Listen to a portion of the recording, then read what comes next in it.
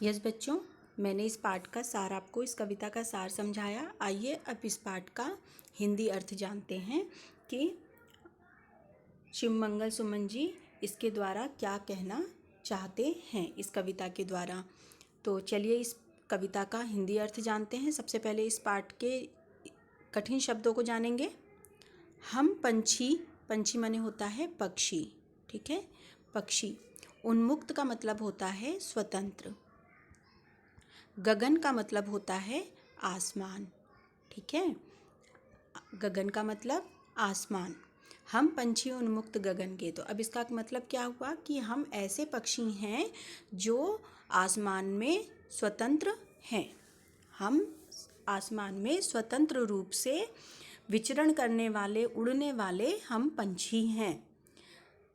हम पंछी उन्मुक्त गगन के पिंजरबद्ध, पिंजरबद्ध का मतलब होता है पिंजरे में बंद, पिंजरे में बंद न गा पाएंगे, मतलब हम पिंजरे में बंद रहकर नहीं गा पाएंगे। हम तो स्वतंत्र रूप से उड़ने वाले पक्षी हैं।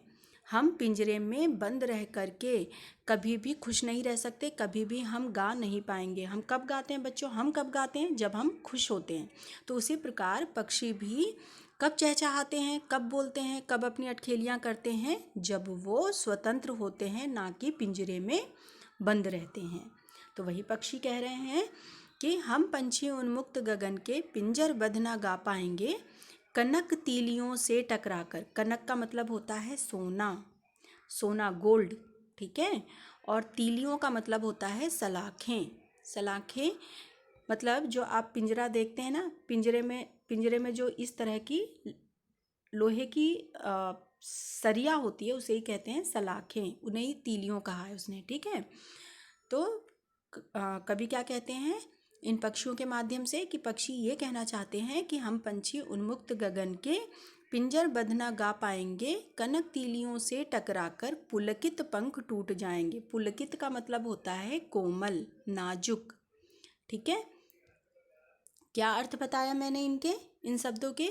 पक्षी, पंछी मतलब पक्षी, उन्मुक्त मतलब स्वतंत्र, गगन मतलब आसमान, पिंजरबद्ध यानी पिंजरे में बंद कर, न गा पाएंगे मतलब हम कभी खुश नहीं रह सकते, हम कभी भी गा नहीं पाएंगे।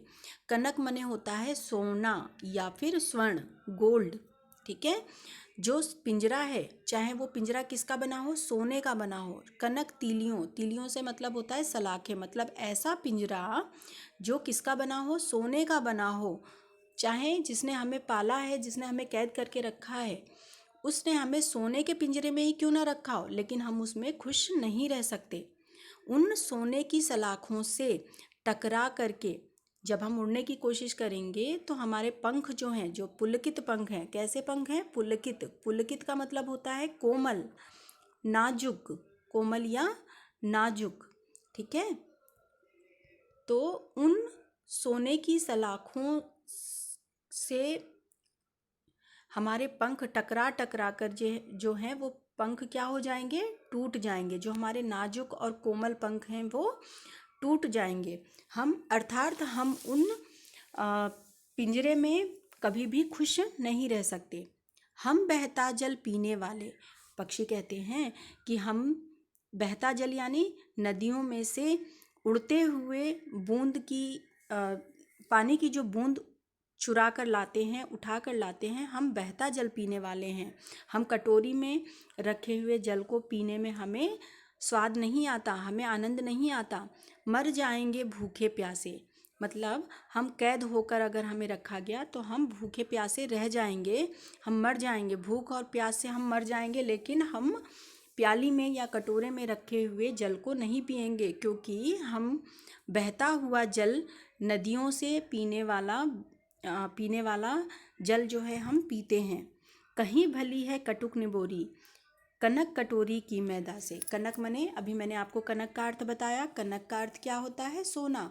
चाहे सोने की कटोरी में मैदा ही क्यों ना रखा हो, मैदा मतलब आटा, ठीक है, जो मैदा होता है वो, अगर सोने की कटोरी में हमें मैदा भी दे दिया जाए तो हमें वो भी पसंद नहीं आएगा। उससे पसंद हमें क्या है? कटुक निबोरी। जो नीम के पेड़ में निबोरी आती है ना, जो फल आता है नीम का, वो कितना कड़वा होता है? कटुक मने होता है कड़वा, और निवोरी मने होता है फल। जो नीम का फल होता है, कड़वा फल जो होता है, वो हमें अधिक स्वादिष्ट लगती है। किसकी तुलना में? जो सोने की कटोरी में रखा हुआ मैदा है उसकी तुलना में हमें क्या खाना अच्छा लगता है? कटुक निबोरी, कड़वी नीम का फल हमें खाना पसंद है। हम भूखे प्यासे रह जाएंगे, लेकिन हमें हमारी आज़ादी पसंद है। हम पिंजरे में कैद रहकर कभी खुश नहीं रह सकते। समझ में आया बच्चों? आगे की पंक्तियों का अर्थ मैं अगले वीडियो में समझाऊंगी।